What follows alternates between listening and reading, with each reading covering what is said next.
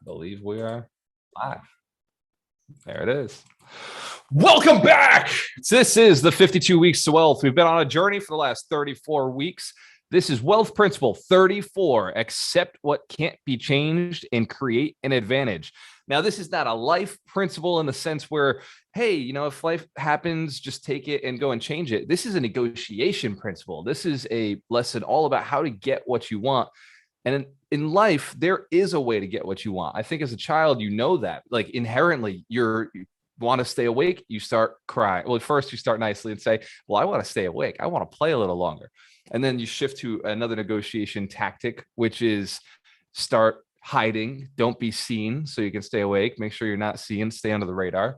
And then you switch to another tactic. If they keep pressing those parents, those enforcers, you shift to the poor, but I really want to, and you throw energy at them, emotion at them, and you'll go through a process of negotiation as a child. Now, as an adult, when somebody says you should go to bed, you usually comply. Hands to the camera if you've noticed that. If there's a change in energy over the years, over the decades. What makes a good negotiator is not necessarily tricks and skills and talents. What makes a good negotiator is how badly do you want to win? And I know that in this community, we talk a lot about competition and creation, and how creation is a strategy for success and competition is a strategy for ultimate failure down the road. But you do have to win. Somebody has to win. And in this community, we look for a 3-level win. Win for you, a win for the person, and win for the person you serve. The community that you serve, or the clients. Because in a business, in real estate investing, my client is not necessarily my tenants. My client is my property manager. And I have to always know that. If my property manager is serviced and taken care of, then they're going to go and serve my clients. If my wholesalers are served and my agents are served and taken care of, they're going to bring me sellers. If my contractors are served and they're taken care of, they're going to make sure the project gets done on time. It's not the project that's important. It's not the end result that's important. It's the people who create the end result for me that are the most important piece. And the way you win with them is good negotiation skills. So today we are going to talk about negotiations, but I will go into a very quick lesson that I learned as an adult, not just as a child. By the way, negotiations get even more important as you go through life as an adult, because your energy level may be lower and you may have been beaten up and you may have lost a couple times. Hands to the camera if you have lost a couple negotiations and you know it. You remember those. Excellent. Okay. So there I was having an argument with my wife, and I wanted to put my house on the market, and she wanted to keep the house for the rest of our freaking lives and have one house with a white picket fence and pay the thing off. And maybe 30 years from now, we'd have a nice little bank account of house equity. And I wanted monster wealth. I wanted to be financially free. I wanted to see what I was capable of, because I'd never hit my boundary. Every time I thought I'd reached my max capacity of what a man could do, I found that there was a little bit more juice left. I found that I wasn't completely exhausted. I found that there was a new skill that I'd learned on the way, and so I could do a little bit more. Who has come to that conclusion in your life so far, that you're capable of more? There's still some juice left in the game here. Excellent. So we're having this argument about putting the house on the market. She says no. I comply for now, right? No is only no for now. It doesn't mean no forever. Eventually, I go and I put it on Zillow as just a test, like to see what we could get. We bought the house for $170. I put on the market for $220. And I get a call from a realtor, and the realtor says, I think you can get it. Why don't I come over and have a conversation? And I said, sure, come on over. And before you know it, has anybody ever had a realtor in their house giving them a valuation? Is anybody? No? All right. So I have run these valuations myself personally. I have gone out on these appointments, and I know the magic of closing the deal. So she comes in, she's taking pictures immediately. Wow, beautiful house. This is amazing. She's taking, and by the way, for everybody who's a wholesaler or an agent who takes appointments and goes and seller houses, this is how I do a listing appointment. You may want to take notes. because I am the best at this. I always take the listing. So I go in, and so she comes into my house and she says, this is a beautiful house. I love everything about it. Have you guys done some work here? I say, yes. And she says, show me the work. Let me see what you've done. She's building rapport with me. She's building trust. I'm falling in love. And so then she runs through the house. She's taking pictures everywhere she goes, taking pictures. And she says, is it okay if I take pictures? I just want to make sure I remember everything. I see a lot of houses every day. And she's going through, she's complimenting, she's taking pictures. She's asking, why are you considering putting your house on the market? And my thought immediately is, I want to go buy multifamilies. And my wife's thought is, well, we don't really want to put it on the market. We're still having the conversation, but I've now got somebody else on my side. Now, this wasn't something I intentionally set up. It was just a situation that I noticed works. Having an advocate for you on why it makes sense to sell and how easy it may be to sell, how much cash you're going to make on the other end. So as we're going through, by the end of the conversation, it's 30 minutes. And this woman has completely changed my wife's mind from no, never selling, we're going to live in this house the day we die, to we could possibly make $50,000. We've never made $50,000. And now my wife's asking questions like, is that real money? Like, is this legal? Is that possible? Hands to the camera if you've ever thought those big chunks of money would be crazy. The first one, at least, scary, right? That first big one's like, wow, no way that happens. This was where we were at. And then she multiple times used one of the negotiation strategies we're going to be talking about today. She used silence on us. She would ask a question and say, well, what would you do with that money? And then stopped talking, which instantly makes, nobody likes empty space in a conversation. People just, it gets awkward. So it makes you feel compelled to speak. And so she'd ask a question and we would then say, well, would $50,000, not Dorina, wow. My ex-wife would say, we could buy a bigger house, right? Because, that's the path she was on, was if you have a house, it needs to be bigger and better and bigger and better and bigger debt. Well, that was the way I saw it. But for her, it was show off to the friends. And my thought was multifamilies. We could get a lot of them. We could probably buy 3, maybe 2 or 3.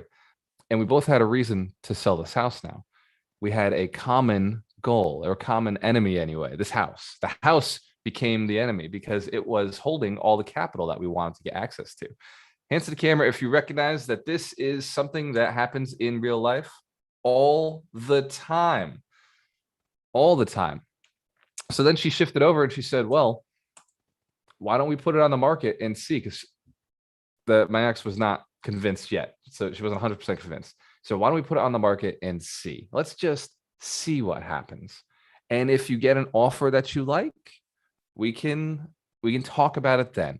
But you don't have to sell. You don't have to sell. Let's just create an opportunity for that possibility. Now the house is on the market for a month. It didn't sell.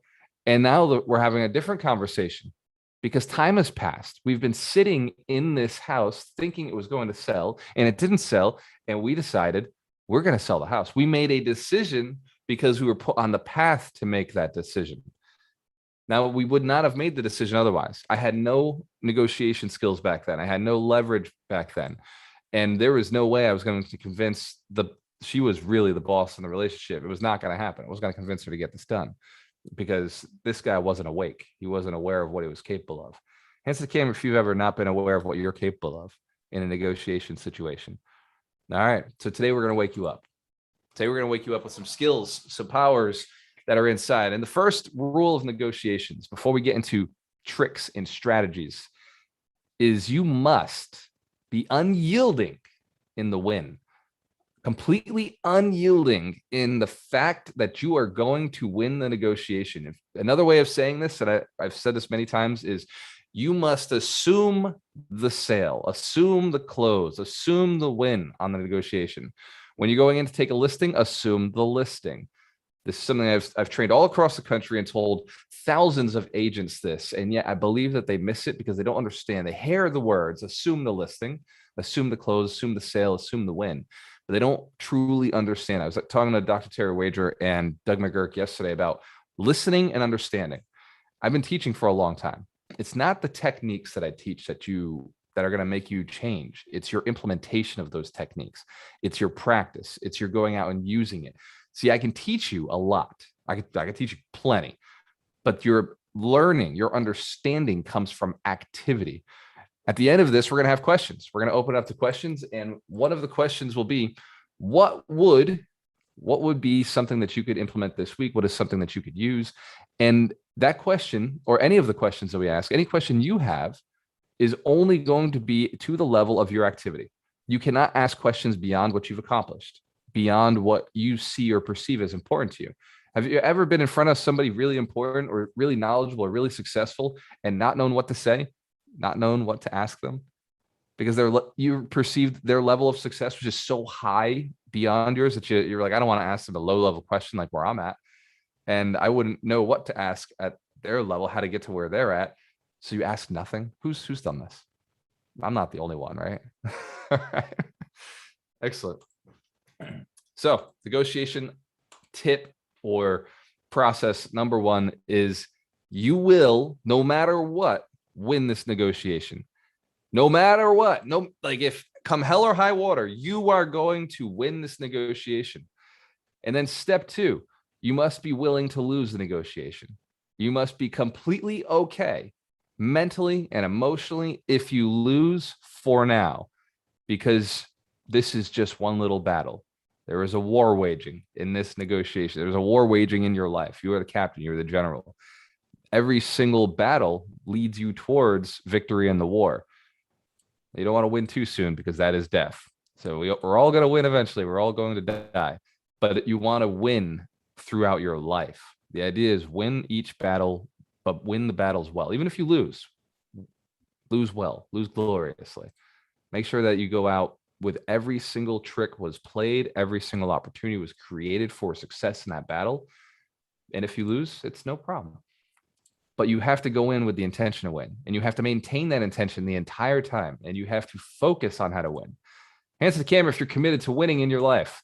We're talking about the biggest battle of your biggest negotiation is with you first. You start here with setting your goal of what you're going to accomplish.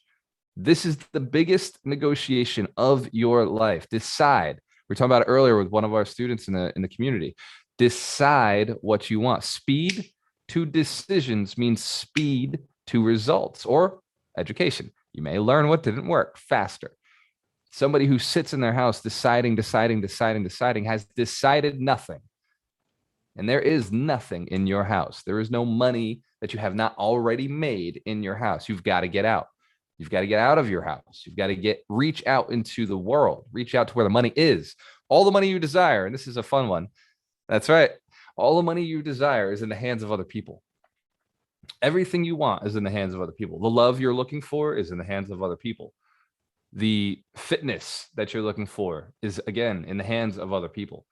The health and wealth and relationships, the money, the vacations, all of the things that you want are currently in the hands of other people. The knowledge, the information. There's everything, the whole world. Anything that you do not currently have is in the hands of other people. Write that down, because it's a commonly lost fact. People think they can get rich without other people. It's false. It's not true. Impossible. Can't happen. Somebody else is going to serve you. Somebody else is going to help you along the way. Now, who wants to do some action steps? Who's interested in a practical tip, a practical process you can go through this week and implement? All right. So first, you're going to have to write down a negotiation you want to win. This could be with yourself. This could be with your spouse. This could be with a partner, a business partner. It could be with a bank or a lender or a seller, something that you're going on. This is a big negotiation. Don't mess with me with something small. I want something big. I want something important. So write down this negotiation. Everybody has one, right? Hands to the camera if you got yours. You know what it is. And if you haven't decided, we talked about that already. Successful people make quick decisions and they stick to them. So let's get that done. Successful people make quick decisions and they stick to it forever. They change it never, if ever. And if they change it slowly. So this decision has been made. You're going to decide, you're going to have a conversation. This negotiation that you're going into this week, by the way, hands to the camera if you commit to do this negotiation this week. Excellent. I don't see all hands. Why? Okay. All right. Excellent. Excellent. Okay. We got full commitment from the community.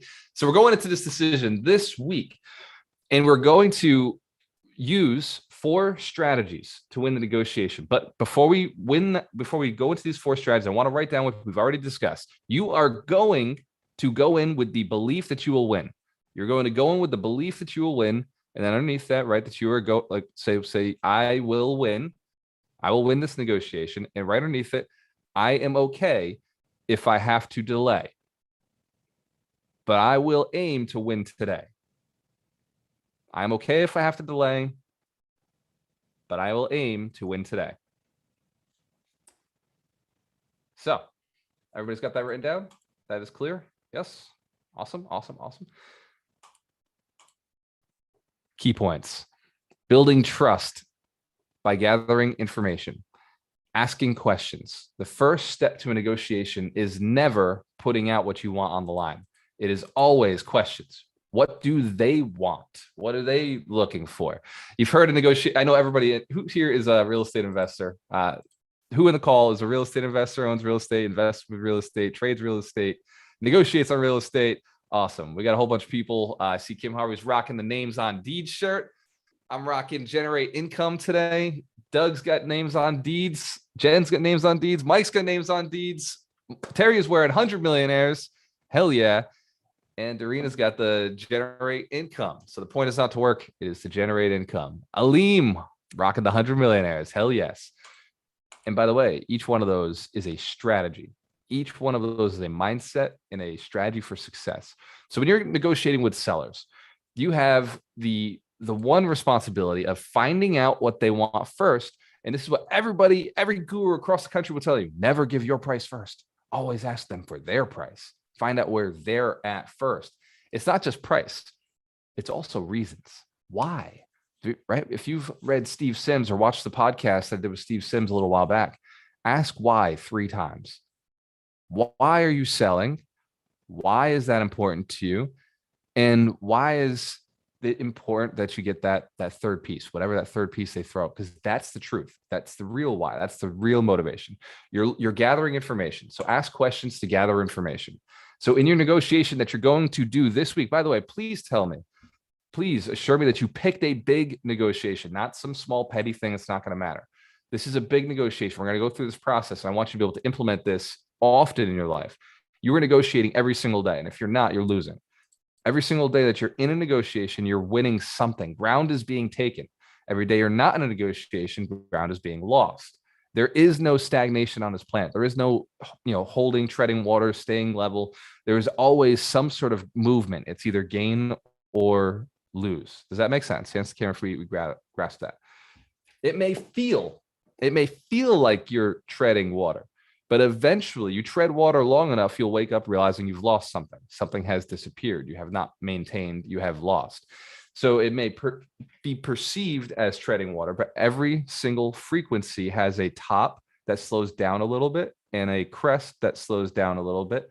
And those are perceived stagnations, right? They stayed still for a little while. Wow, look, it almost looks like a flat line, but it is not. It is just a perception. There is movement the entire time. So make sure that in your negotiations, you are focused on the questions.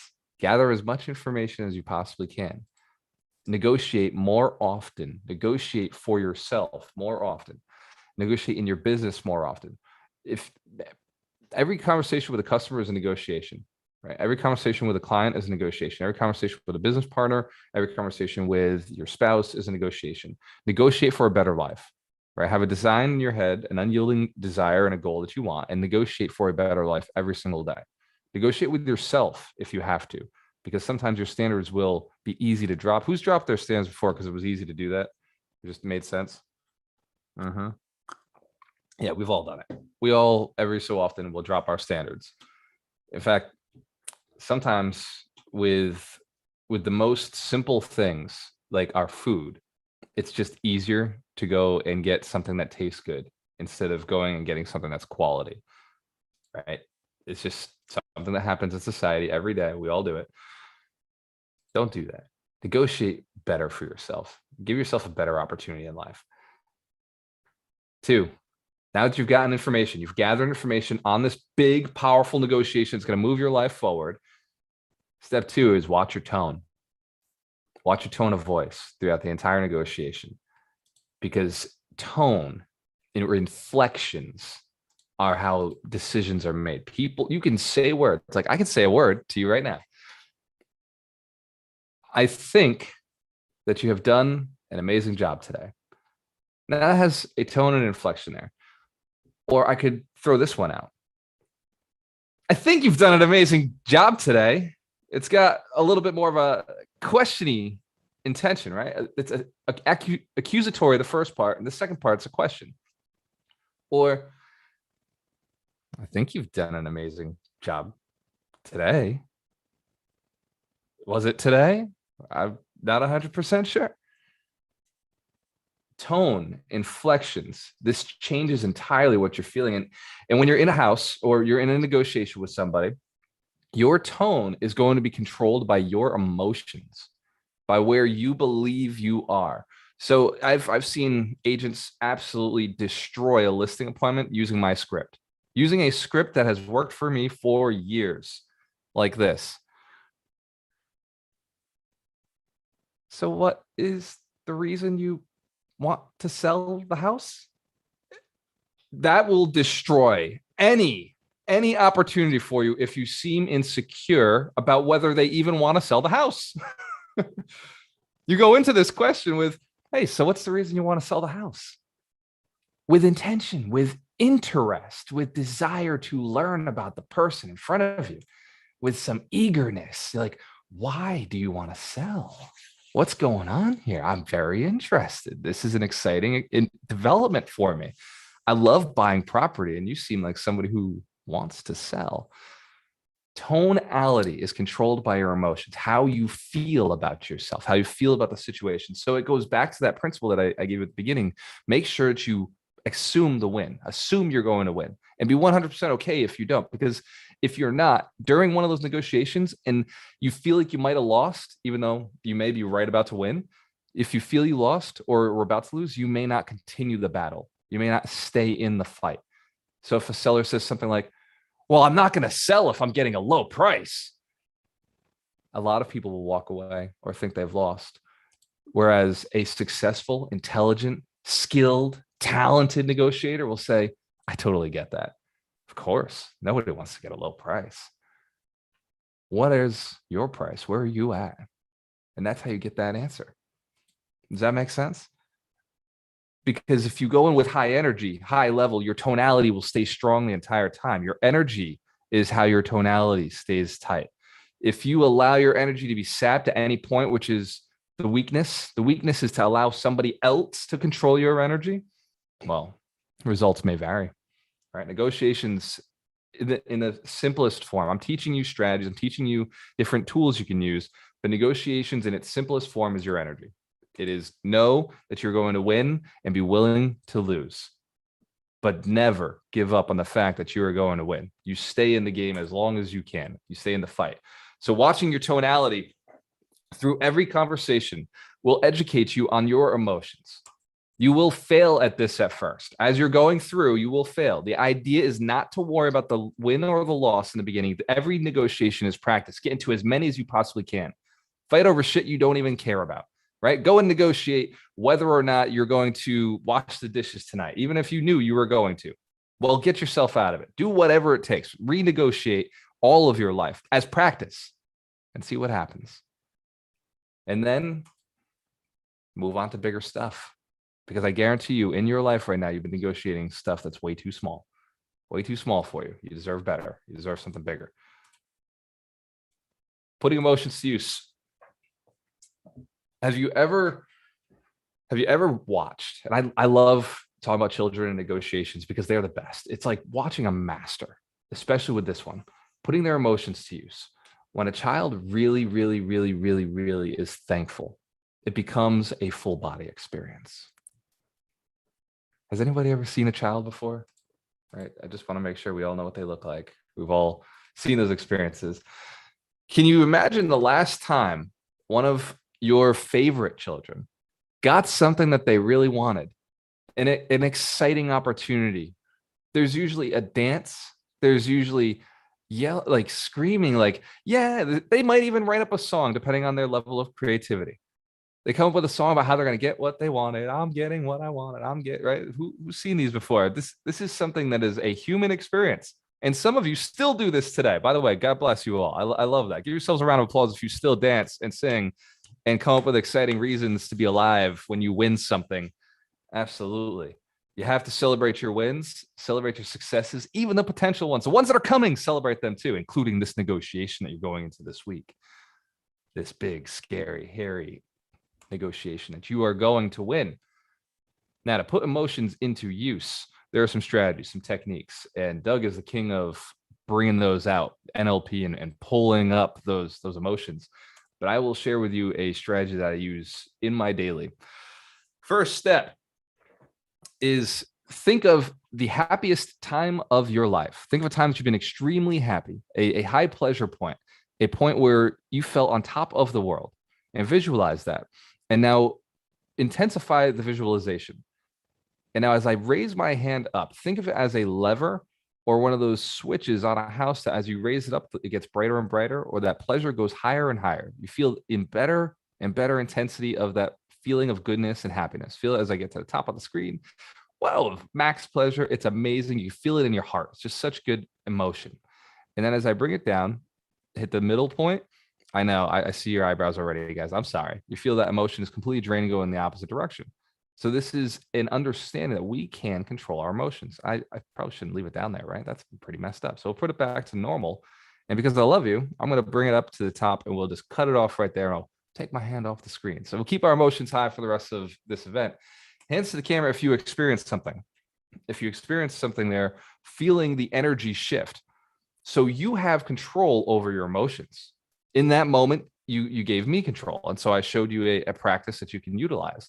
But you have control of your emotions. You have control of your energy.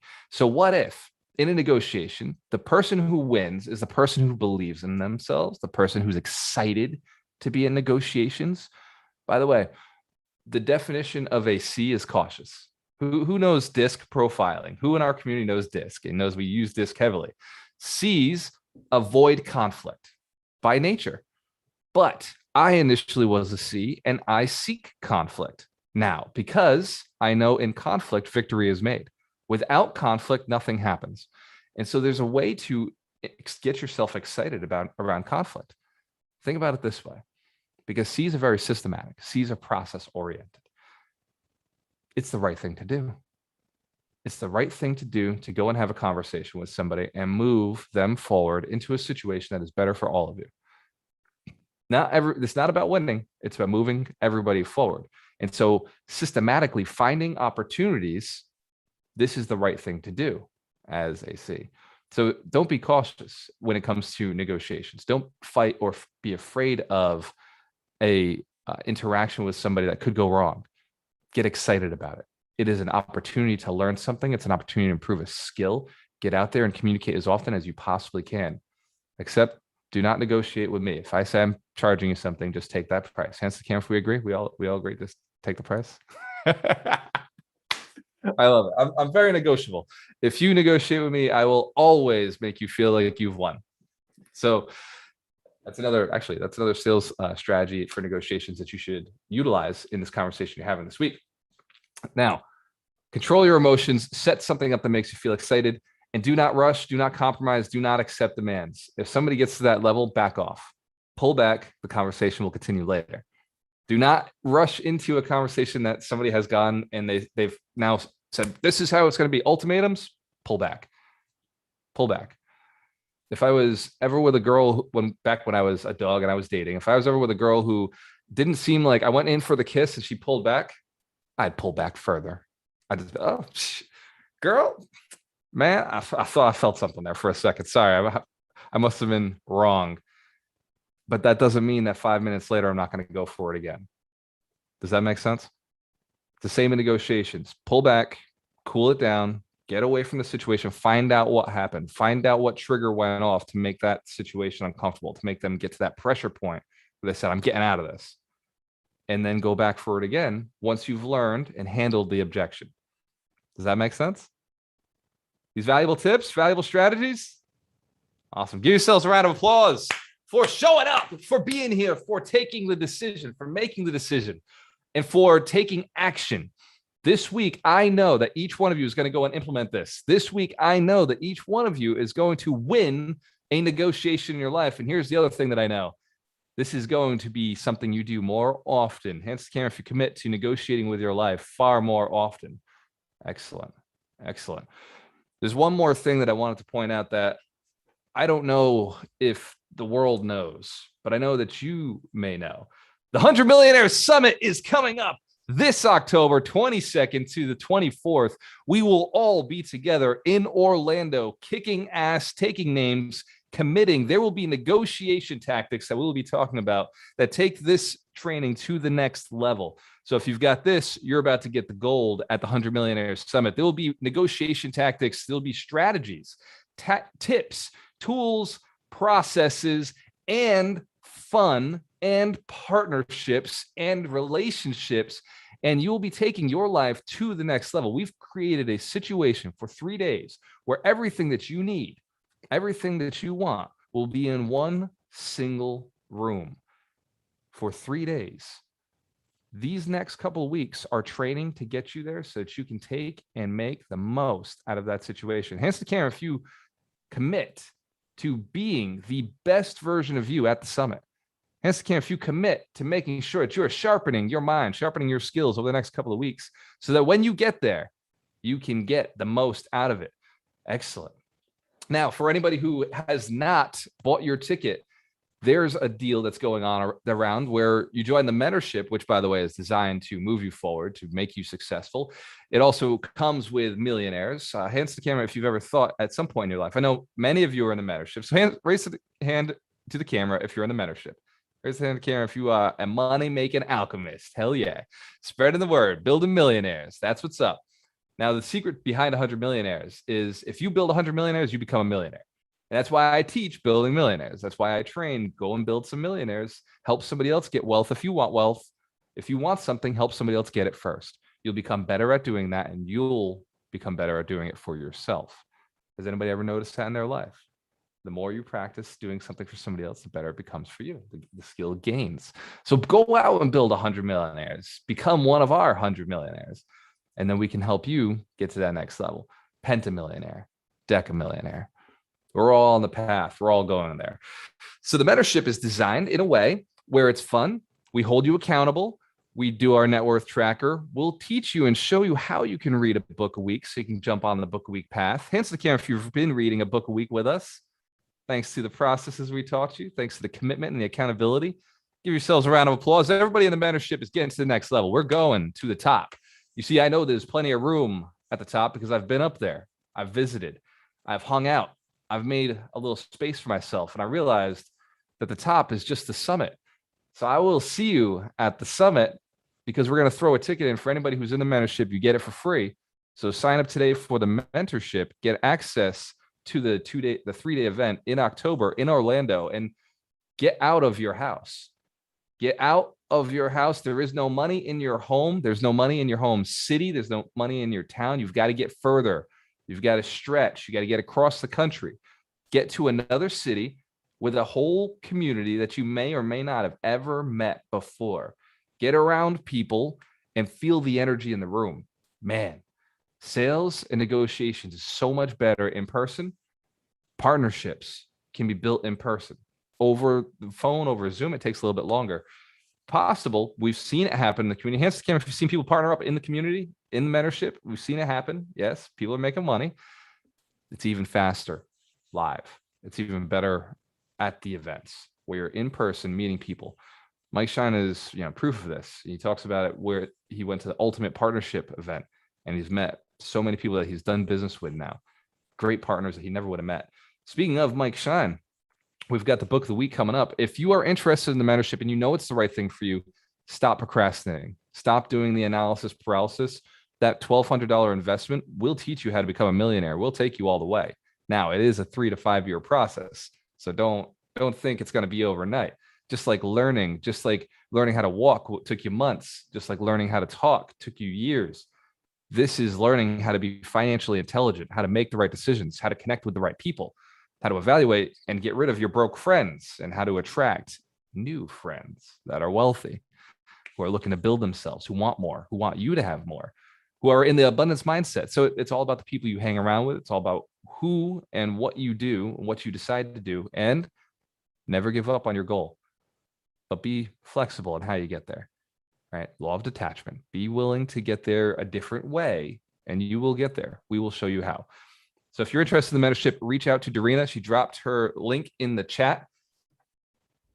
That is the key to success. Successful people take action when they know it's the right thing, and they never change their mind. And if they are going to change their mind, it's only because it was impending doom on the other side of the road. Mike Shine. We've got a book every single week, and we've got a man who is the keeper of the books, the closer, the holistic attorney, the great Michael Shine. What is this book of the week? Hey, thanks, Walter. The book of the week is an amazing book. I'll never split the difference. I know a lot of people in this community have already read this book, probably know it better than I know it. But yeah, it's amazing. It's got lots of techniques in negotiating. It's got lots of mindset parts to it. This guy, Chris Voss, was a former top hostage negotiator for the FBI. I have never heard anybody who has read this book not say that it's just brilliant and amazing and so valuable. So in any, like Walter said, in any walk of life, you're going to be negotiating, whether it's with your kids, business partners, or whatever. And you need this for those negotiations. So I highly recommend Chris Voss's book. He's all over YouTube. He's amazing. This book is amazing. And yeah, I just can't recommend it more highly. Thank you. Let's give Michael Shine a round of applause. Mike, every single week brings a book to this team, to this community. We are committed to your success, and we're committed to making sure you're reading the right books. I've read over 350 books on personal development. Actually, that number's probably higher now. On business development, real estate, success, on personal development, on just making sure negotiations are happening right, on NLP, on hypnosis, on being a pickup artist. Who knows where that knowledge is going to come up and be valuable. But I've found 52 that are important for you. And if you just read the 52 every single year, you would get to the next level, sharpening your skill. By the way, there are no pickup artist books on the 52 weeks, although How to Win Friends and Influence People is kind of close. It might be on the borderline. Every book that you would need to be successful is on that list, but you can't get through them overnight. It takes time. And so Mike Shine has devised a nice, easy strategy for you to get through the books in a way that ties into what we're doing here. Every principle has a strategy behind them. The 4 strategies we talked today are in that book, in the book of the week, Vince Vaughn's Never Split the Difference. Hanson Cameron, if you gain value from today's lesson, if you gain something from it, excellent. Motivation, education, inspiration. By the way, I think that's what we do here is we inspire with new opportunities. We inspire with the ability to go and maximize your income. Every single week, we inspire you to move you faster, move you forward, make decisions, make you more powerful, make you more able. And we also provide a network. There are people here in the call right now that have what you're looking for. You've just got to ask, get out there and ask. So what we're looking to do next is get some information from the coaches. I love what the coaches have to say. I love seeing what other millionaires are thinking on a principle, on a topic like this. It's going to give you a ton of value. Hanson Cameron, if you get a ton of value from the coaches each week. Excellent. Excellent. And like I was saying, just like motivation, just like a shower, you wouldn't skip a shower. Motivation's the same way. Inspiration's the same way. Information for your business that is constantly updating is the same exact way. These are live. I have recorded already the 52 weeks, but I do a live one with you every single week to make sure that you're getting the maximum, the updated version. Hanson Cameron, if you think that that's a good idea, it's a good thing to show up to. Hell yeah, give yourselves a round of applause. Very intelligent. This is a very smart room that is growing and improving themselves. Let me stop the recording and then start it again. Let's go to the bullet train of action. Dr. Terry Wager, what is your take on wealth principle 34? Accept what can't be changed and create an advantage. I just have to say that Vince Vaughn is amazing at negotiation.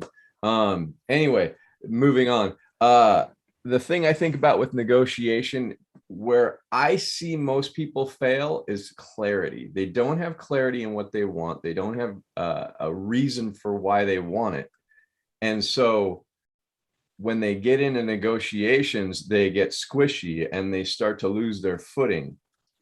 It reminds me of, we have a lake down the road from us, and there's a marina and a lot of boats in there. And years ago, I was out there at night, standing there, and I saw this boat like sitting really low in the water. And well, we stepped on it and it started sinking. And then it kind of went to the bottom. Whoa, oops. The reason the boat sank is because the hull, the ship itself, it was compromised. And so if you think about it, when you compromise yourself, you're doing the same thing. You're putting a split in yourself that allows you to start sinking, sometimes slowly, sometimes very quickly.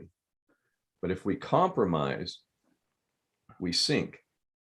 And so what I think about whenever I go into negotiation is, what is the ultimate outcome? I get really clear on what I want, why I want it. And then I get really clear on helping them get what they want. Because when we're talking about negotiation, we're talking about really making sure that everybody is happy at the end of the deal and everybody has a win-win. Otherwise, it's not a real great negotiation. And so understanding what we can do to get really clear on what we want and what they want. And when we have that, everybody walks away from that deal excited about what they got, focused on what's forward, and there is no buyer's remorse in it. And so clarity is the real key when you start to negotiate. Let's give Dr. Terry Wager a round of applause. Clarity is power in negotiations. Know what you want and know what you'd be willing to compromise on in advance. Let's go to Doug McGurk, the mindset maximizer.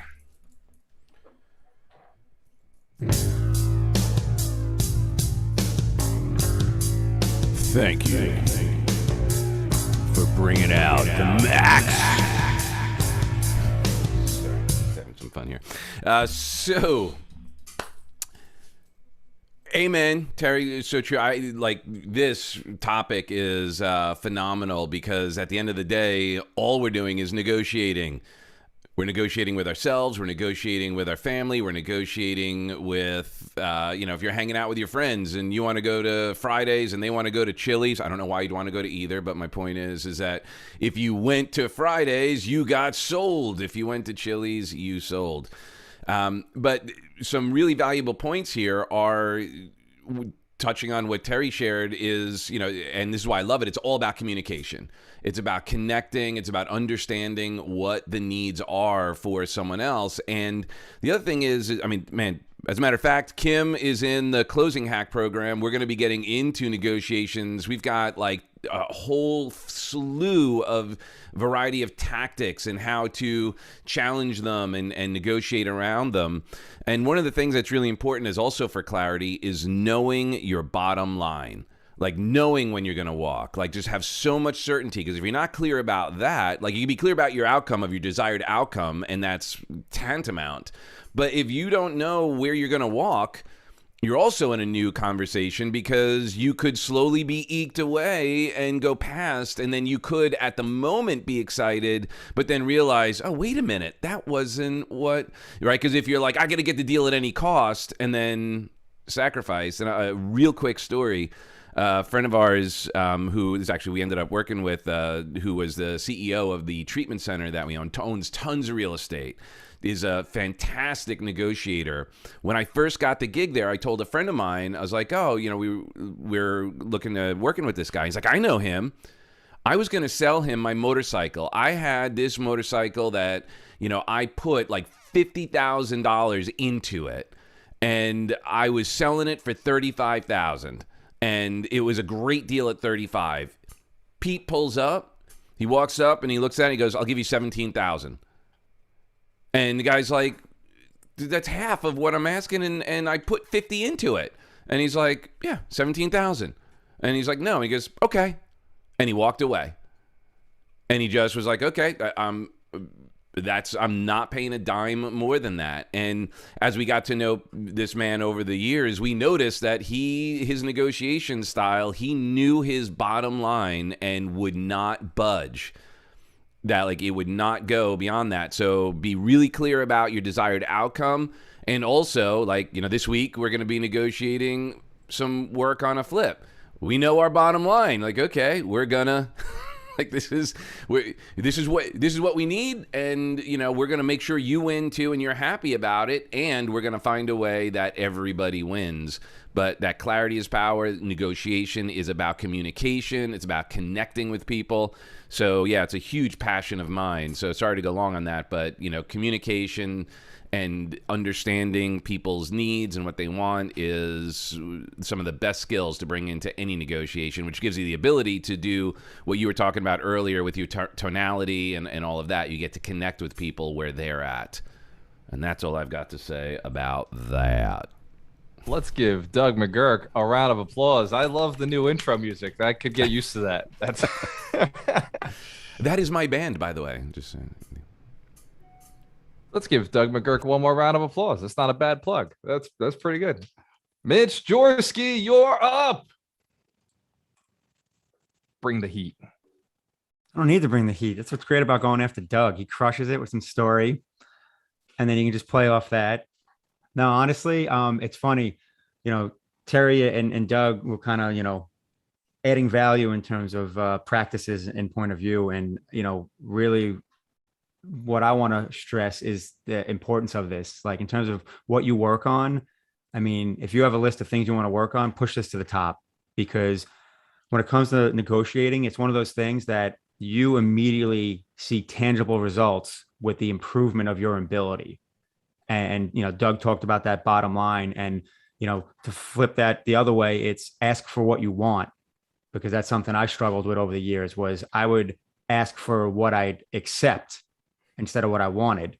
And it's great to get what you'd accept, because you're still, I guess, hitting the, that Mendoza line. But do you live, an extraordinary life asking for what you would accept as opposed to for what you want? So, focus on tonality and ask for what you want. And to go back to another wealth principle, go for no, right? If you ask for what you want, you're essentially going for no, because you're going to get more no's when you ask for what you want than if you ask for what you accept. But you're also going to get what you want more often. So, and this just even popped up with one of my friends. Like, he was raising the prices on his jobs, and he basically asked for what he would accept. And I was like, well, why did you drop it? Like, why don't you ask for more? And if he says no, then second thing is, this is, what, and then you'd end up where you want to be anyway, but why not take a shot at getting more? So now, you're getting paid a better wage overall for each job. So, ask for what you want. Let's give Mitch Jaworski a round of applause. Ask for what you want. Ask for what you're worth. And if you're not, you're just not busy enough. If you're not asking for what you're worth, you got to go get more volume, get more people in front of you, because eventually you will have to raise your prices. And if you want quality clients, you want to get to that level where you got quality prices. Walter, only because it organically played out so well. We're speaking about asking for what you want. So since I work so hard to get it out, I want people that want to learn about crypto to go to Amazon and buy this book, because it just came out this morning. Let's have give the Mitch link Jaworski a already round of ready to applause go? for completing the Scaredy Cat Guide to knowing what the heck Bitcoin is. He pumped it up. It used to be what, 30 pages? Now it's 50 something. It went from 25 to 50. I doubled it. I added stuff, smart contracts, really? DeFi, all the goodies. Throw out the link. Awesome. Links in chat. Thank you kindly. Mike Shine. Actually, before we go to Mike Shine, let's bring Love Coach Heidi in. What's up, party people? So I was thinking, whenever you were talking, when I first learned about negotiating, I thought you had to be such a hard ass. Like that's the hard line. Like, what's your bottom line? Like, go in and be like super strong. But as I started learning more about the art of influence, I realized that the best thing that we can do, the best analogy I can give is like being like water. And water is, if you think about it, it's the softest thing in the world overcomes the hardest thing in the world. And water can shape mountains, right? And water has these principles within it. So when it comes up against opposition, it knows what it is. It doesn't question, am I water? Am I wet? It doesn't even know to question, what it is. But when it comes up against a rock, it behaves differently than when it's up against a twig, or when it's up against a brush, or when it's just flowing in a stream. It also understands what it's dealing with, where it takes many forms. It knows when it needs to be solid or hard. It knows when it needs to be misty or soft. And it understands it's a shapeshifter, but it never loses sight of what it truly is. And so the most, like Doug had said earlier too, the most flexible wins. And there's nothing more flexible than water. So if we think about the number one principle of water, it's relentless. It never ceases. It never stops, but it is super flexible in how it rolls. And so I think that if we can be like water more often, what's the end result? Water is either going to help you grow, it nourishes, or it helps you grow. So either at the end of it, you're going to learn something or you're going to get something, but it's relentless, but it's malleable, and it can be whatever it needs to be to get where it wants to go. Let's give Heidi a round of applause. And Thanks. For anybody who doesn't know, Heidi will be a speaker at the event at the 100 Millionaire Summit coming up in October.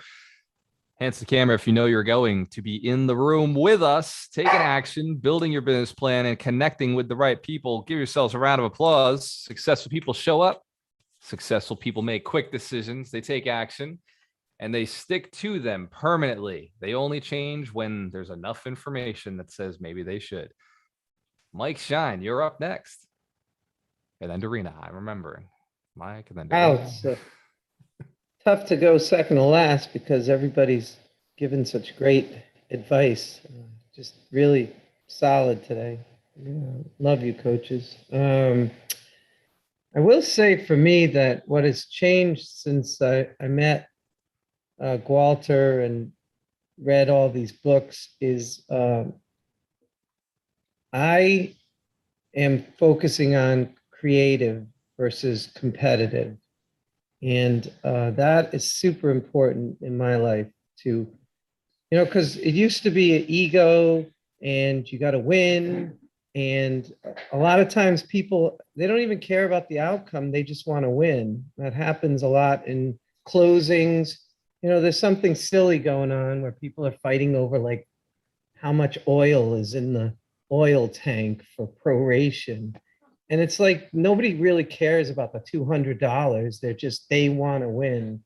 And what I found is that if you take a step back and you're just creating something that works for everyone, things go much smoothly and there's no contention. So I'm usually the first person to throw my ego out the window and say, fine, if you really want to win this argument, fine, you can win it. But what I want to do is get everybody happy. I want the seller to close, the buyer to close, and the realtors get paid, everybody gets paid. So with that, more of a vision of how can we create something that works for everyone, and put the ego outside the closing room, that's been something that's been really valuable for me.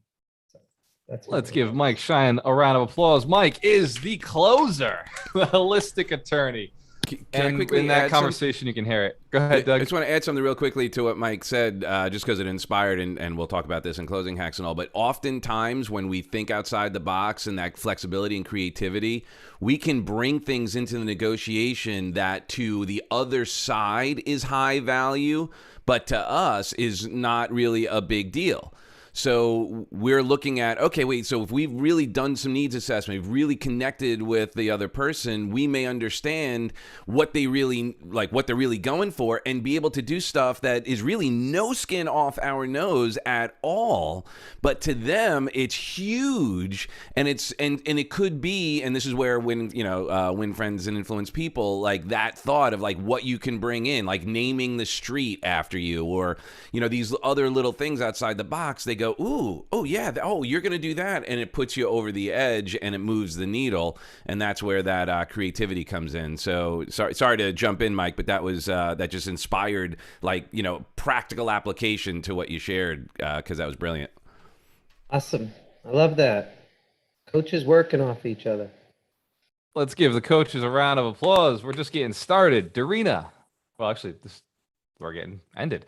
Darina, you're up. Yes, it's one of my favorite books, Never Split the Difference. I read it probably 4 times, and I've used it practically in negotiations. And the biggest takeaway today for me is asking those 3 questions: why? And Steve Sims, he talks about different kind of whys. He talks about what's the why underneath, and he questions it like, why, what's really, why are you telling me this? Okay, now what's behind that why? And then he's going into, okay, what's like, how do you really feel inside yourself? Why are you telling me this? Chris Voss, he talks about the first why, and then goes deeper into the childhood, and then it goes deeper into like, what's the real legacy you're going after or want to leave behind, and what's the real trigger. So all these whys help you to paint the picture for that person in front of you, what's going to happen after negotiation is over. And I think that listening to the whys, really getting to the bottom line of that other person and painting that picture for them really helps you to close the deal as a win-win, because we all visualize, whether we hear, where we visualize the smell, the afterlife, we visualize how we feel when we get the deal done. And if you can nail that, that person will soften and you will get, what you both want. So start with why, really get to what they want. Don't stop after first why, go after the third and fourth. And then once you figured it out, what is really important to that person in front of you, you can paint that picture. And I know Melanie Santos uses that to buy subways, which was brilliant. She told me how she painted the picture for the seller, right? The person will really trust you in that situation. They would know, like, okay, they get me, they understand me. Okay, it's like moving that needle, like Doc said. So that's kind of my biggest takeaway, and it helped me in the past. So hopefully it will help you. Let's give Darina a round of applause. The Russian princess is not just a princess. She is the queen of follow-up. I have been, living with her for years, 2 years now. And every single time that not long enough, Mike, that's the answer. Not long enough. Thank you. But correction. Over the last, I'd say last year, I really noticed there's nobody I've ever met who follows up the way she does. I mean, hands to the camera, if you've gotten a text from Darina at some point, a text, an email, a message, something from her. Yeah. And if you've gotten something from me, it's probably not from me, just so you know. If it's initial contact or a reminder of some sort, that's Darina. That follow-up, that constant, just making sure everybody's okay. Now, I always respond to my text. Yes, that's me personally. But the initial reach out, that initial contact, that's her. She's built systems on follow-up because she understands how important it is. So it's just absolutely amazing to think about. If your spouse is leveling you up, you've done well. We'll put it that way. That's what I've always said as a salesperson. I crush initial contact. I crush going out, reaching out, not being afraid to get into a new market. But when it comes to follow-up, that had always been my weakness because I was so busy taking a new battlefield, taking a new conquest, going out and reaching out further and stretching. And the follow-up was where I kept kind of dropping the ball. And now that Darina's found and created ways for follow-up to happen automatically, where I get to see you guys every week, and now we're all together, and there's so many opportunities for follow-up. My life is so much better. I get to see the people that I like the most. Who knows love languages? 5 love languages. My love language is quality time. So I like spending time with people that I believe are quality. And then I also am physical touch. So I like high fives, fist bumps, and hugs. So hands to the camera if you've gotten one of those for me at some point, anytime we're in person. Yes. So I appreciate you. Let's open it up to questions. Walter, I want to mention Ron, because Ron has helped our company so much for automating certain things and keeping everybody on tasks, and it's so helpful. I just want to mention it because even though I guess I'm a follow-up queen, without the tools that Ron helped me to create, I wouldn't be able to actually remember everything. So that's very helpful, Ron. Thank you. So if you're wondering who the man behind the curtain is, how I make all of this magic happen, how we have a $10 million portfolio, how we've got a training company, how we're a real estate team, how we have these other side businesses, we're making affiliates and bring money in from multiple different paths and still staying in touch and still making sure the social media happens. The man behind the curtain is the great Ron, not a coach, Bowling. Ron, if you could give us some sort of knowledge about this wealth principle, what few words would you share with us? I don't know. Well said. I didn't know I was going to be put on the spot. That's all I got to say about that. And that is my business partner. So for everybody Spoken like a out true there, C. what is it? I said spoken like a true C. For everybody out there who thinks that your partner should be just like you, wrong. You don't want them to be just like you. That's how you get problems. You want them to be the opposite of you. Ron would never want to do what I'm doing right now, and I would never want to do whatever he's doing right now. I could see him clicking on stuff. He's fixing something. There's something broken out there or some opportunity in the company. He's out there improving it. So let's send a lot of positive energy and a big round of applause to Ron Bowling, because he keeps it all going behind the scenes. And I don't know if I mentioned him enough. So thank you, He Ron. has I appreciate absolute you. clarity that he's not going to share. Who's And he's ever been unwavering. Who's ever been He lucky won't enough to have a compromise. conversation with Ron? Who has ever Well- reached out to him and had one of those? All right. Awesome. So you are the few, the proud, the brave, who have taken the time to reach out to him. And yeah, he's absolutely fantastic.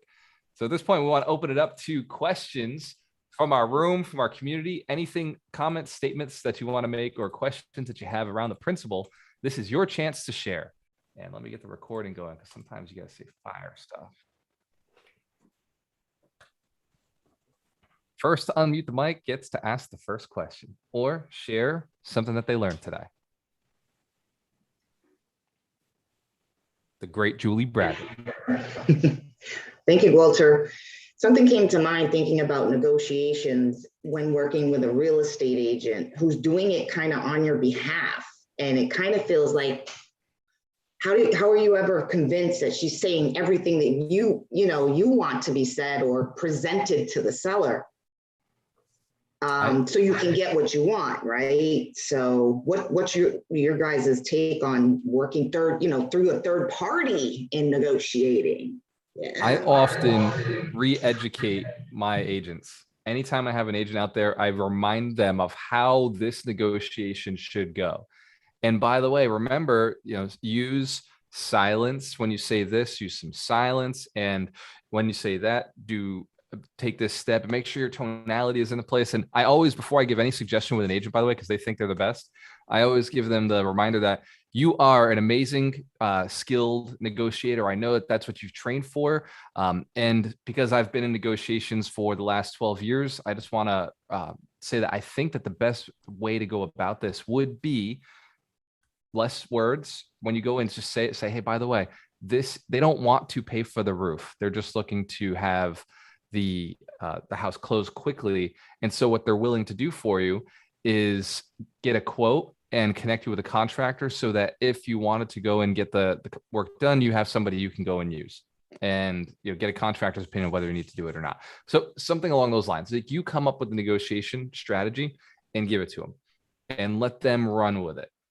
But make sure you train them on it. Do not trust anyone until you have a reason to trust them. Trust but verify. So always, always, always allow them to keep face, be nice, be sweet, but also create the situation where they can't fail, right? Don't give people an opportunity to mess up. Just create a safe space and, hey, just in case, let me show you this. Like, just, I know you're amazing, but let me also pitch what I would do. And let's see if we can get this result together. Awesome question, Julie Brad. Let's give Julie a round of applause. Julie's been in the mentorship for a while, and she's been part of the community. She's also our bookkeeper. So if you need a great bookkeeper, she is fantastic. Makes our lives a whole lot easier. What other questions or comments do you have about negotiations? This is probably one of the most important skills you could ever learn, like Mitch was saying. I have a question. Go ahead, Joseph. I'm new to this whole entire thing. I've never really done any real estate, but I am trying to learn. And yesterday, me and my nana, because she's trying to find a house and everything to live in, we were looking at different houses and everything. And most of the ones that really looked good to her were the ones that were either off market or already sold. Is there a way to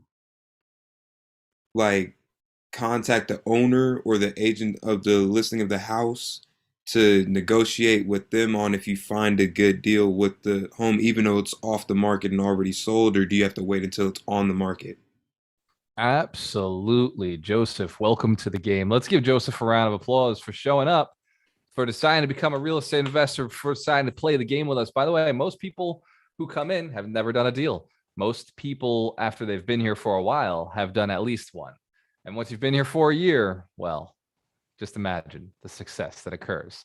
You start helping other people do deals. You're doing more deals. So you can contact anybody, whether a house is, by the way, this is how we find property. We don't look on MLS. I mean, we do for sure. We put offers in, but we're immediately thinking who is out there who owns a property.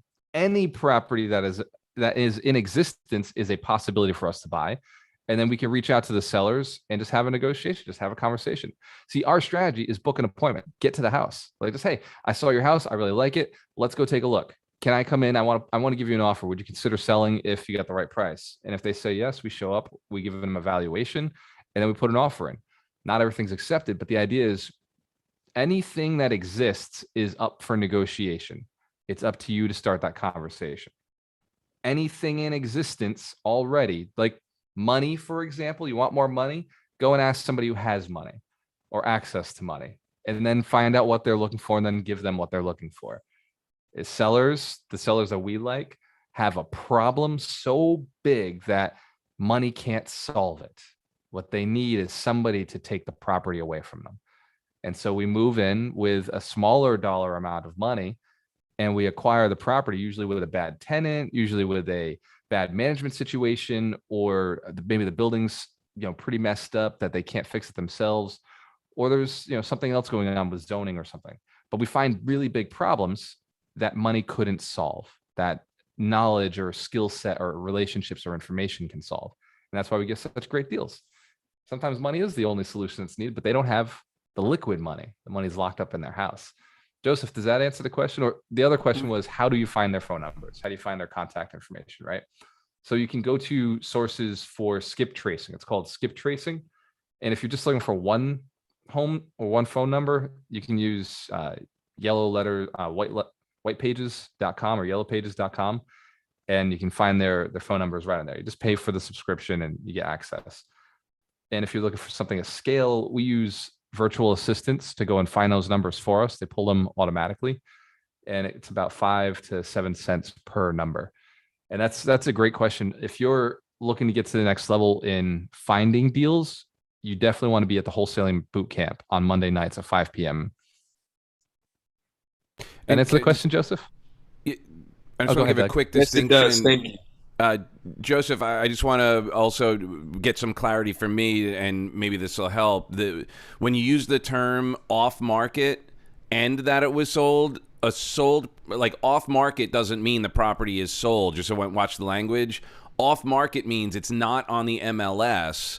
So if you can see an off-market property, what that means is that real estate agents aren't posting it for every real estate agent to see. So off-market is one thing, sold or in contract would be another thing. So if the property's sold, don't bother reaching out to them necessarily. If it's in contract, you can and just say, hey, I'm curious, I'd love to stay in touch. If this deal falls through, I'd be interested in, in working something out. But when you hear off market, that means it's available, not that it's sold. And I'm not sure if you had that distinction. It just, when you said it, you tied them together. And I just want to make sure that I had no idea. Okay, perfect. I'm learning already. Thank you. Okay, great. Thanks. One of the things that I would suggest, that's a great question, and that is a lot of what we go deeper into. And it's very hard to teach those more in-depth questions in this 52 weeks. And we have the mentorship, and Walter's going to talk about that in just a minute, but that is a really good place to start going to get these questions and more answered. Let's give Dr. Terry Wager a round of applause. Good suggestion. For your situation, Joseph, if you guys are looking to buy a house and you want to profit on it, then yes, the mentorship is a really good process to go through. It's 8 weeks. We're going to teach you how to evaluate deals, how to find deals, how to get the money for deals. It's a process that is based on your questions. So whatever questions you're having, we'll get you through it. And it's designed to close on property. The mentorship is designed to close on property. If you've already got a property, we're going to help you get the second property. If you got 10 properties, we're going to help you get the 11th. If you've got no properties, we're going to help you get that first one. The mentorship is designed to acquire property. So if you're looking to get the next deal and you've gone through the mentorship before, but you want to step up, go through the mentorship again. If you have never been through the mentorship, absolutely, and you're looking to buy real estate, speed to action, getting the information from the right people who've done it before. I own 50 units in Fall River, a $10 million portfolio, and we're acquiring more right now. We actually just put another flip under agreement. So we're not going to keep it. It's just a burn and turn, make 50,000 for our shareholders and move on to the next. The mentorship, Darina, can you drop the link in the chat for having a conversation with Joseph? So Joseph, if you want to learn more about it, just give Darina a call, schedule something on a calendar, and just find out what it's about. And she can go in more detail of how we do what we do. Okay, thank you. Very welcome, brother. Questions about negotiations, questions about real estate. We're open to any questions right now. And if you don't have questions, that means you haven't taken enough action this week, because action creates questions. This is your chance to show the group how much action you've taken. When moon. When moon. So that's crypto terms for when. No, we're going to flip this into a life term, because most people in this room are asking when moon. They just don't know it because they want to be millionaires. So when moon, where I become a millionaire. So the answer to that is step 1, join the mentorship so we can help propel you that direction, because you'll get to hang out with a bunch of millionaires. Surround yourself with successful people and ask them how they got there. Well, it stems back to that why. Why is everybody here? Why are you here? Why are you here on a Saturday morning? You could do anything else in the entire world right now. I mean, you could be like, anything. I could more be playing fun. Basketball in sunny You're Florida. playing basketball. You could be like thrifting. I mean, that's the thing I like to do. Why are you here? I also thrift. I buy silver from thrift shops. So. There's nothing beats like a good score, that feeling we get. So we want that feeling when you're here, like, wow, good score, man, love coming here, got what I came for. So take advantage. Like, time invested in something does nothing. Seizing opportunity within that time does everything. So yeah, why are you here? Unmute your mics. Go ahead. You've got us for a few more minutes. We'll stay for another 5 minutes. I have and then another question. Go ahead, Joseph. Good question. Excellent. I like it. Earlier in Greg, you're up next. I see Zoom meeting. Yeah, earlier in the Zoom meeting, you were talking, it was a quick phrase. You were saying, make the person negotiate against themselves, or better saying, like, make them think that what they're negotiating is better for them. Like they're always right about their negotiation, even though you're benefiting from it. What can you do like a little example or something? Just a little like scenario or something, because I didn't really understand it as much. I wrote Yeah, it so down. in negotiations, you always want to win-win. So you're there to prospect, to see if what you do is good for the person. So you're never looking to take advantage of them. You're never looking to get somebody to do something they don't want to do. But the problem with most people is they're indecisive. And so you're there to help them make the decision to move along. So if they have the ability to decide to sell their property to them, then it's up to you to make sure you walk them through that process, handling their mental objections. So speed again is valuable to anybody who's in a selling position where they sell faster, they get to the life that they're looking for faster. So you're going in and you're asking questions to find out their motivation. You're finding out, do they have a desire to sell? Do they have a reason to sell? And if they do, then and only then does it make sense for you to start selling. Does it make sense to start solving their problems? Okay, so this house is in your way. You've got equity in the property. There is, maybe 50,000 in equity sitting here, but your job is gone and you have no money. And that 50,000 can maybe help you last for a year or maybe 2 years if you're really frugal with the money until you can get another job, until you can get your feet back underneath you. In which case, yes, you're right. It makes sense to sell this house. Let's do it. Let's sell it at a discount. Now, the reason we sell at a discount is because they're probably under foreclosure, or they have another opportunity, or they're moving, or there's something that the money just dried up right away and they need the fast cash. So they, instead of selling a house for, let's say 300,000, maybe they sell it for 220 because they only owe 150 on it, or they own 170 on it. And for them, it just makes a lot of sense. So you're looking for reasons that it would make sense for them to work with you. You're never looking to manipulate somebody or take advantage of somebody. Buyer's remorse is the worst thing. Like if you went through a transaction and they wish they kept the house, that was the wrong transaction to have done. And that, like, you never want to do those because they fall apart anyway. It takes, 14 days, 30 days to close a piece of real estate. And if somebody recognizes in the middle that they don't want to sell the house, they can stop. They can just say, hey, I'm not going to sell it. So those deals become then litigation and they're messy and there's attorneys involved. So you don't want to put those under agreement. You want to get into better situations where it's win-win for both sides. Does that answer the question, Joseph? Oh, go ahead, Terry. Can I throw a little piece in here? A lot of times people, when they decide on something they want, they lock in on how they're going to get it.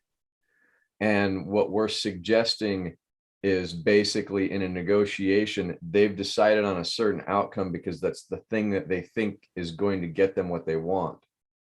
And so in the negotiation, if we can ask why and we can dig a little deeper and understand why they want what they want, then we can offer alternatives to get the outcome that they want that they hadn't thought about. So it's really helping them to critically think about other alternatives and help them to create more flexibility in how they get what they want. And so that's really what we're talking about in it. Walter's giving the example, but if you look at the underpinnings of what's happening is you want to have some kind of problem removed, but you only see it as if I get this, then I get my problem removed. But if I say, well, I've got this over here and this over here, these can help you remove that problem too. Oh, I didn't even think about that. Now you have movement in the negotiation. Does that make sense? Awesome. Yes, it does. Excellent. Great question. Let's give Joseph a round of applause.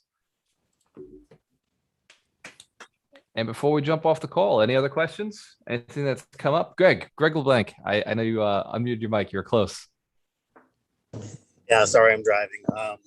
Basically, I just wanted to say this wealth principle definitely hits home. I was doing a lot of these things this week and didn't even realize I was doing them, but I obviously wrote down everything, but I'm not able to look at them. But I'm trying to sell my truck this week. I actually, today's the day that I'm supposed to be selling it to the guy, but I did exactly pretty much word for word what you guys are saying. I created a rapport with him, asked him a lot of questions. Found out his problem. His problem was he lives almost at the very top of Maine, right next to the Canadian border. So he wanted my truck, but he doesn't want to drive. So I'm heading up there to meet him halfway today. And he's way better of a negotiator than I was in the situation. He tried to, bring me down on the price and everything. And I literally walked away last night. This morning he got a hold of me and said, let's do this, so, I use silence, pretty much everything that you guys are talking about. So I just didn't realize that I was doing these things. So let's give Awesome job. Greg LeBlanc a round of applause. An excellent negotiation situation has occurred. Greg is in the mentorship and he's got the right mindset to get himself to the next level. And his negotiating skills are increasing because he's out there taking action. For everybody else on the call, thank you for hanging out with us. Thank you for your success, for your commitment to your success, and for everybody who's committed to becoming one of the 100 millionaires who are inspired to build 100 millionaires. I will see you at the summit. Cheers to your success. Remember, the point is not to work, it's to generate income. When you have a choice, always work with the best. Always work with the best. Work with the best. Best. Go take action on your negotiations. You've made a commitment. It's time to go be successful.